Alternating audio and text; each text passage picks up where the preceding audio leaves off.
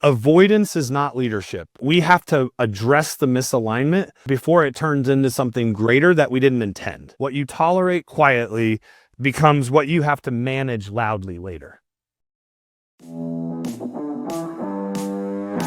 Chad Peterman here, and you are listening to Can't Stop the Growth, a platform for leaders and teams to grow and thrive. We highlight the importance of personal development, pursuing greatness, and always chasing your potential.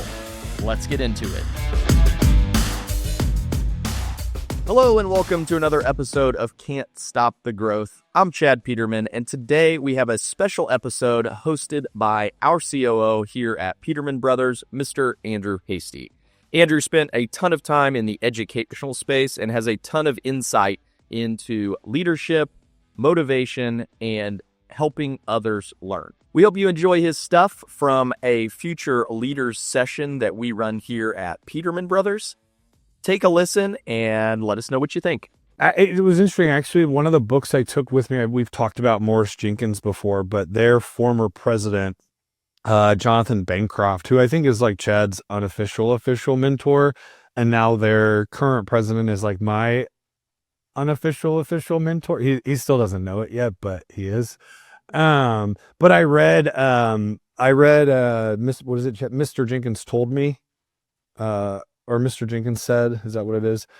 It's like a really good, like, sit down one read, about, all of the things that like allowed Morris Jenkins to turn into the absolute, beast that it is. But it's like at the foundation of who they are, it's like two rules. It's like their culture and their customers.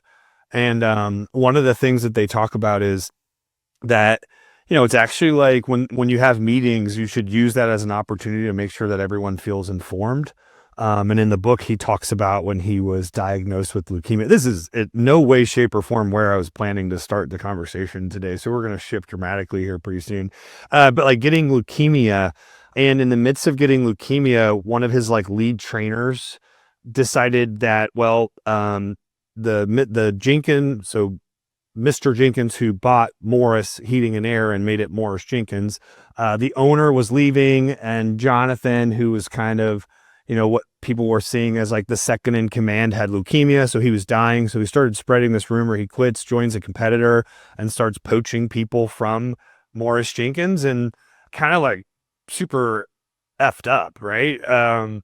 But he says like one of the biggest learnings from that experience was that he realized that when he was going through even a personal thing, that he wasn't transparent. And, he was like, I don't want to put my burden on other people, but he's like, I was actually obligated to share where I was in my diagnosis, to share where I was in my journey, my recovery, to provide clarity, to provide confidence, to provide understanding. Which I just thought was like such a really interesting thing as I was like going through all these delays, and I was pissed off at the world. And I was like, there's just so many things to be grateful for. One of which is, we are not like in a war that's consuming the entire country, the world. So that's great. There's like micro wars going on. So, but there's not like a world war, like a World War II, which is not what we're going to talk about today, because we're going to talk about World War I. And I was like thinking about all the topics that we've kind of like covered that were either in books or we've sort of riffed and came up with more of a potluck style.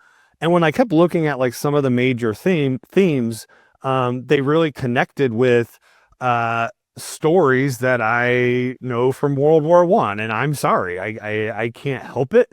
And so I'm going to try to thread that needle today. For those of you who don't know, and I brought it up before, World War I was like the product of a lot of entangling alliances. So essentially all across Europe, there was this web of connections. And if one country ended up being pulled into a conflict, then all countries ended up being pulled into a conflict. But, leaders, like when you go back in that time, like no one intended for there to be a war.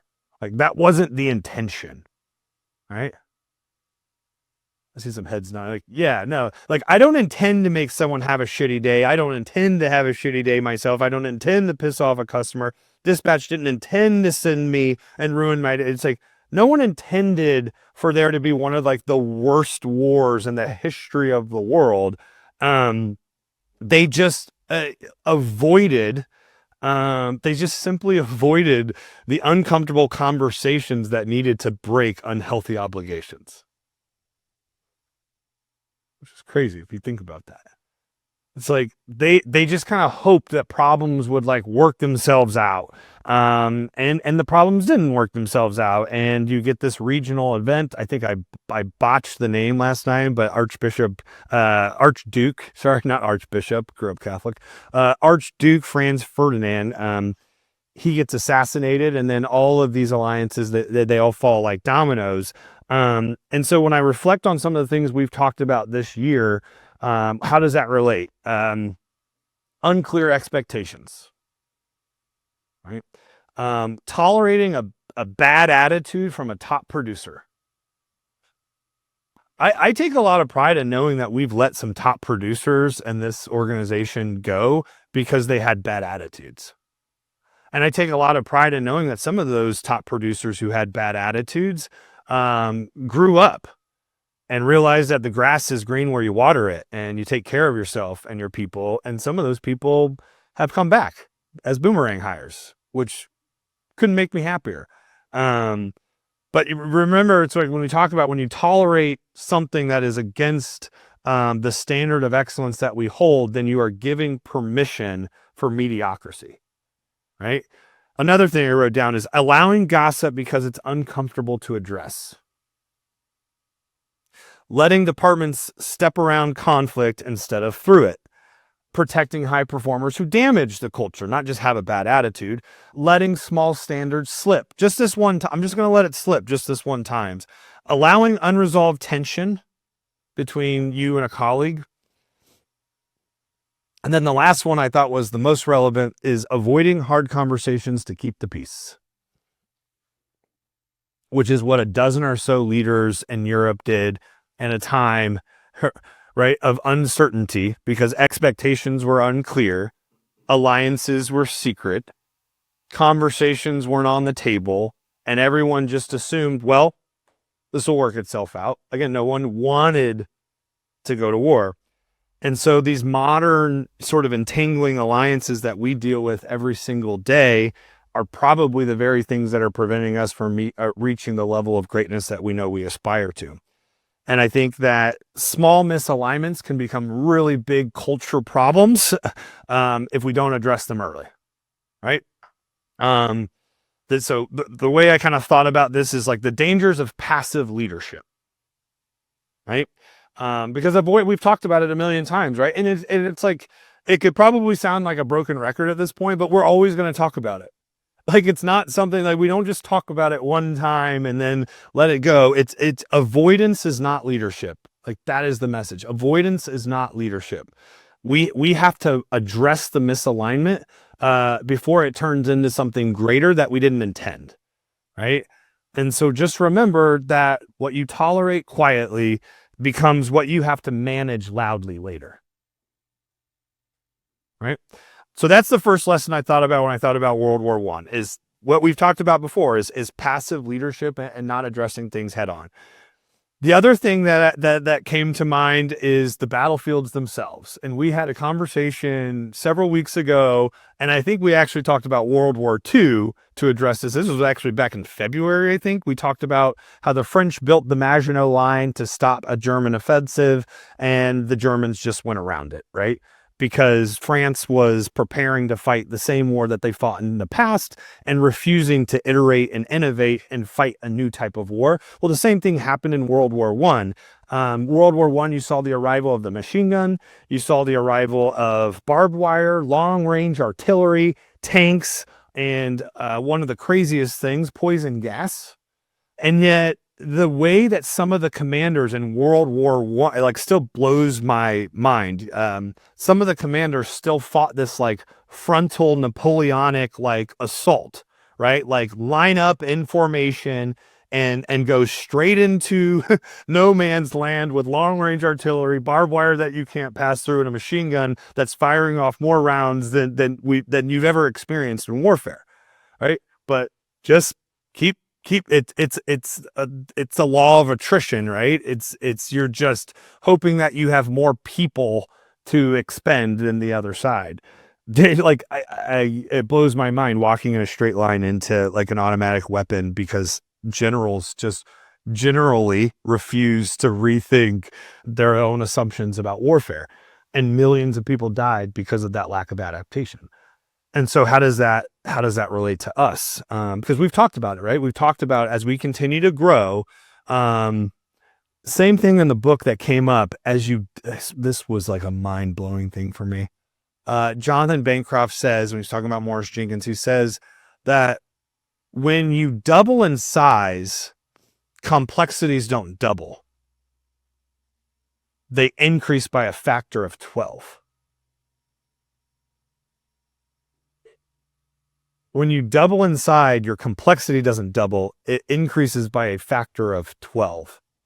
I don't know what the Greek prefix to 12, decadon, I don't know, increased by a factor of 12, which is mind blowing. And so as we go into our processes, as we do the things that we do, as we coach people, as we hold people accountable, you have to think to yourself, am I running meetings the way that I've always done it?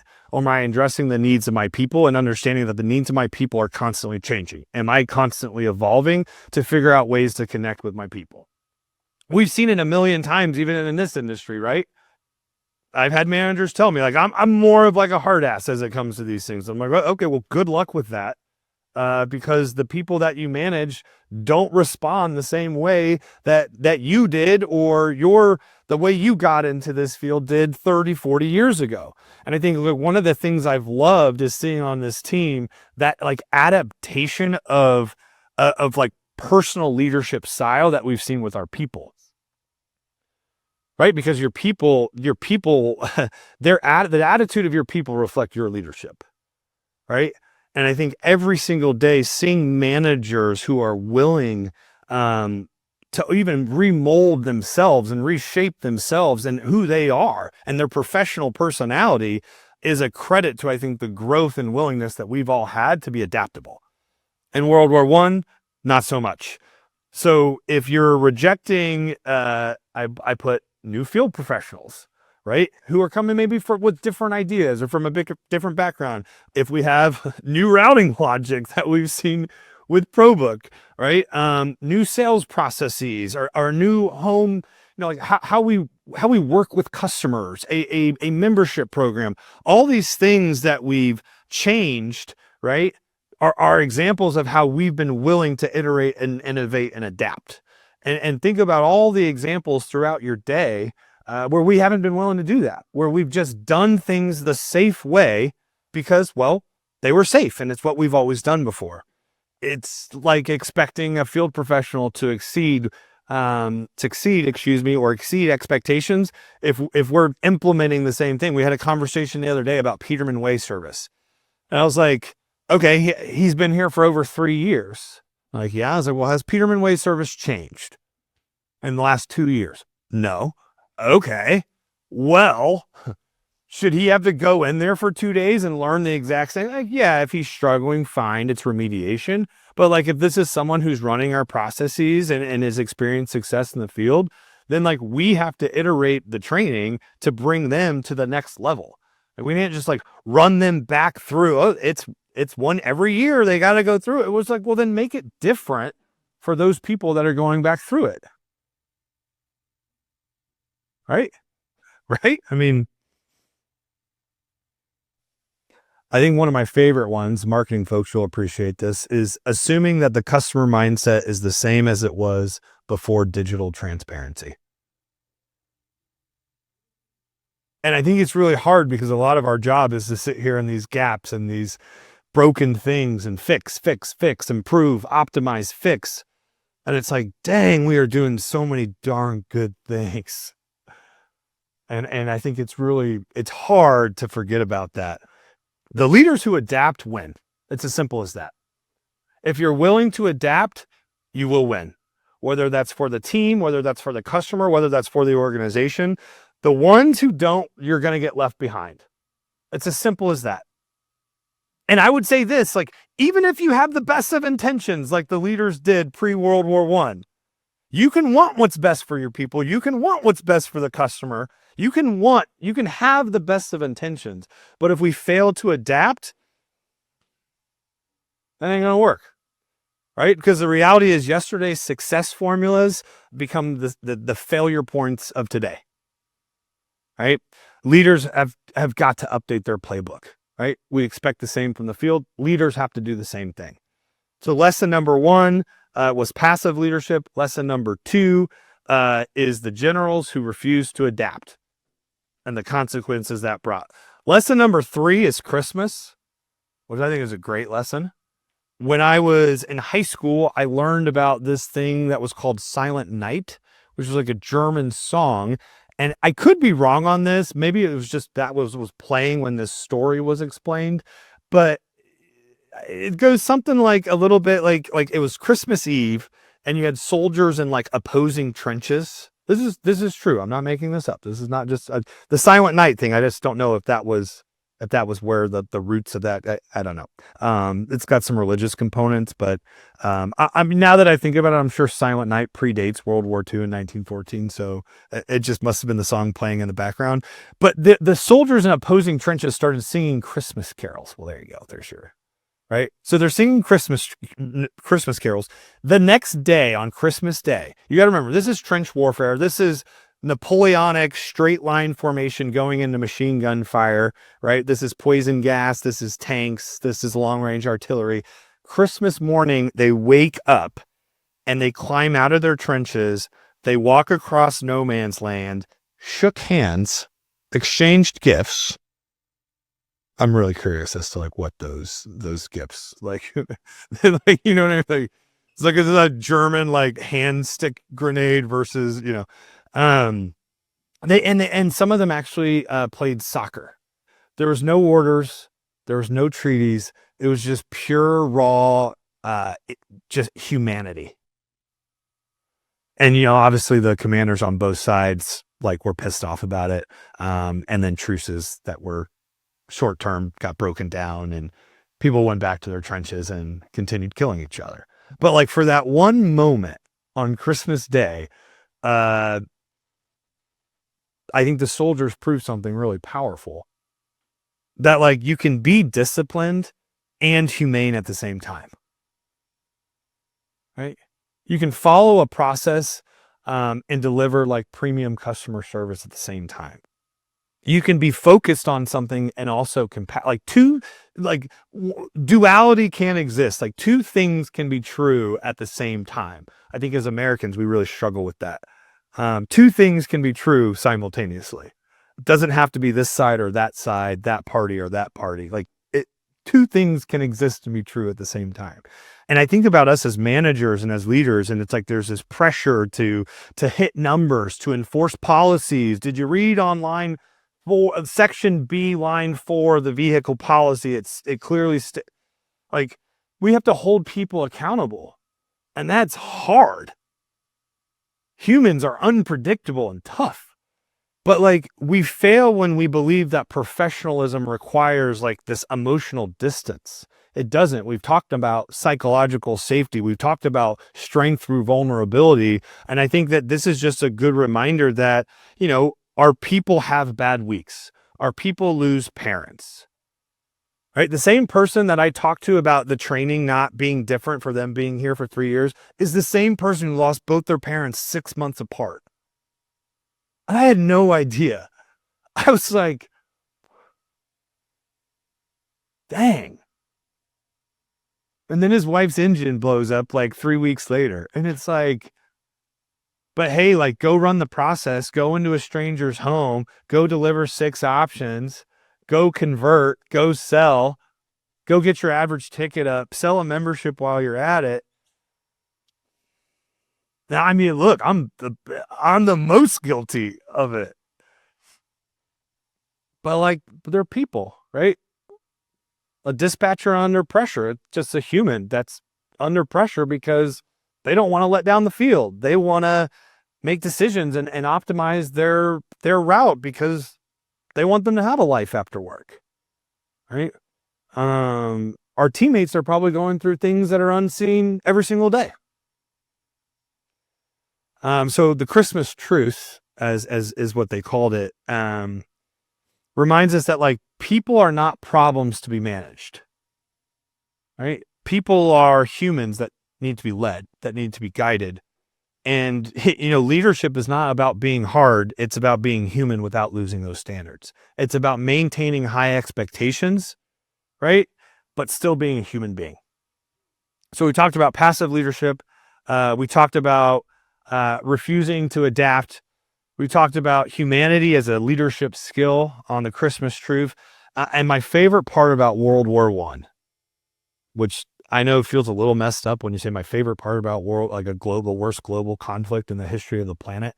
There's this part where every once in a while, I think about this whole thing and it gives me chills. So a little bit of the background is, so American forces don't show up. We're late to the party because isolationism, we're off on, we hit the real estate jackpot in the United States. We have 2 large oceans and 2 very friendly countries. Like we got it made pretty well from a real estate perspective. So we stay out of the war. French morale at this point is completely broken. Units are exhausted. It's trench warfare. It's all these terrible things. So we get together this thing called the American Expeditionary Force. Wilson was very hell-bent on, I don't want the Americans to just kind of like plug in the gaps. Like I want our force to be very much like integrated into what it is we're trying to accomplish. So the American Expeditionary Forces served a huge role in Western France and taking back France. And at Belleau Wood, there was a Marine regiment, and the Marines show up. And there's this French field commander who comes up to, I want to say his last name's Wilson, and I want to say, I don't remember his rank. And he's like, hey, you and your men, before the German Imperial advance comes, you should go about a couple hundred yards back and start building trenches right now, so that your men can retreat and fall back upon them when you're overtaken. Now you got to remember, the Americans show up at this point. We're cocky, we're arrogant, we're confident. We're well rested because we haven't been fighting in a global conflict for 3 years. And there's a lot of Americans that are like really excited to fight, which looking back on it now feels a little messed up, but in context, right? That's a good thing you want when a war's going on. And this commander says back to this guy, he says, retreat? Hell, we just got here. Right? He's like, my men will hold where they stand. It gives me chills to this day. You show up in a foreign land and this conflict that you had nothing to do with, right? And for you to show up and have that level of confidence and resolve, and they did hold the line, right? And then it ends up being a transition point and an inflection point in the war that allows for Allied advance across France, and then, as we know, eventually a German surrender. But it's like it changed the morale. And it makes me think about like how much like even like us, like as leaders, it's like everyone is going to read your tone. Everyone is going to borrow your confidence. Everyone is going to mirror either your urgency or your apathy. Like the power that you have every single day you show up knowing that whether you like it or not, or whether you realize it or not, people are looking up to you. And they're going to read your tone regardless of what it is. They're going to borrow your confidence or not if it's not there. And again, they're going to mirror either your urgency or your apathy. And so they're going to look to you on chaotic days. Your energy is going to become the team's energy. Their consistency is going to become the team's consistency. And that starts with you. Your consistency becomes the team's consistency, which becomes the company's consistency. Your steadiness is going to help them handle upset customers, right? It's going to help them. It's going to help them on tough calls. It's going to help them through tough days when a dispatcher calls in and we got to cover, right? This is the part where I feel like often every single day when we come in here, it can almost feel like, hey, we're going through trench warfare right now, every single day, right?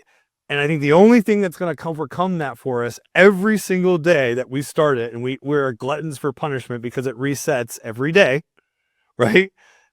Is the morale right, is the confidence that we bring, the urgency that we bring, and the morale that we bring to our teams.